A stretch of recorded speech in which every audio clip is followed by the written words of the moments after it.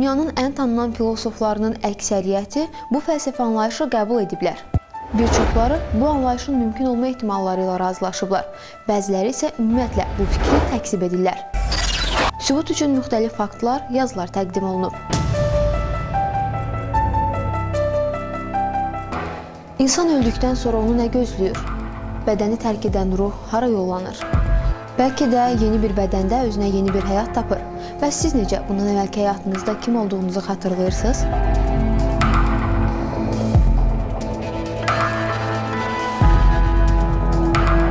Reinkarnasiya, gizli qalmış faktları araşdırmaq, ortaya çıxarmaq vaxtıdır. Keçmişdən insanları bir sual düşündürürdü. İnsan yaşadı və öldü. Öləndən sonra bu hara olur, necə olur, taleyi nə cür gelir? Və üç hal-hazırda formalaşmış cərəyan var. İnsanın ölümdən sonra həyatını izah eləməkdədir. Üç cərəyan var. Biri dini cərəyandır. Yəni insan öləndən sonra ruhları qiyamət günü sorğu-suala çəkiləcəklər və cənnət elədikləri əməllərə görə cənnət və cəhənnəmlə mükafatlandıracaqlar. İkinci, materialist təlimdir. Heç bir ruhu qəbul eləmir.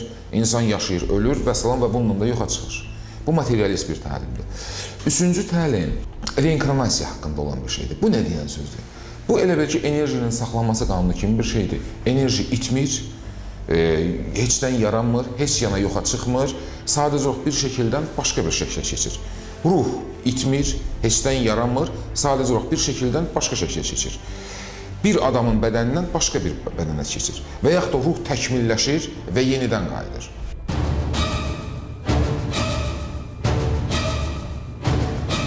Reinkarnasiyanın tarixi hətta gedir antik Yunan dövrünə gedirsə. İlk dəfə bu haqqında məlumatı Pifaqor verib. Pifaqor izah edib reinkarnasiya haqqında nədir və ruh nə cür keçir.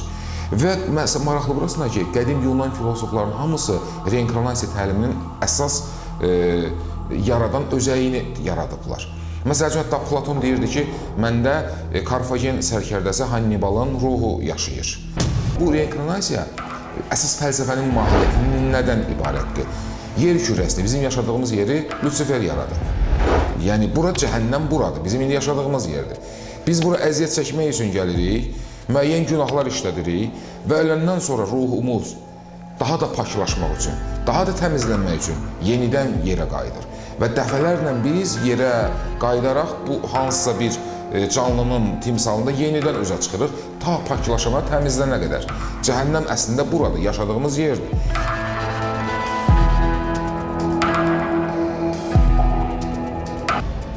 Reinkarnasiya ilə bağlı psixiatr Ian Stevensonun çox maraqlı araşdırmalar olub. O, əsasən öz təcrübələrini kiçik yaşlı uşaqlar üzərində aparıb. Mütəxəssisin fikrincə, bu daha məqsədə uyğundur. Çünki yaşa dolmuş insan sual-cavab zamanı oxuduğu kitablar, eşitdiyi hadisələr haqqında danışa bilər. Kiçik yaşlı uşağın hafizəsi isə ağ vərəq kimidir və o heç bir yalan söyləyə bilməz.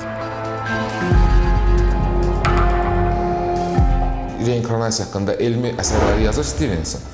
O müəyyən hipnoz altında xəstələrdə, insanlarda hipnoz altında öyrənir və çox maraqlı faktlar aşkara çıxardır. Və hər bir kəs 50 il, 100 il, 200 il qabaq hansısa şəhərdə, hansısa yerdə yaşadığını bildirir. Arxivlər araşdırılarkən həqiqətən də həmin şəhərdə, həmin vaxtda belə bir adamın yaşadığı müəyyən olunur. Söhbət gedir. Bu, deməli, Stevenson 2000-dən yuxarı adamı tədqiq edib, hipnoz altında və yaxud da əsas da o uşaqları öyrənirdi. Çünki məsələ üçün, mən tarix kitablarından oxuya bilərəm ki, filan ildə, filan Orleanda tutaq ki, bu adam yaşayıb və hipnoz altında həmin sözü deyə bilərəm. Amma uşaqlar nə kitab oxumayıblar, nə heç nə bilmirlər və hipnoz altında onlardan elə adamların adlarını çəkirlər ki, sonradan arxiv məlumatları bunları təsdiqləyirdi.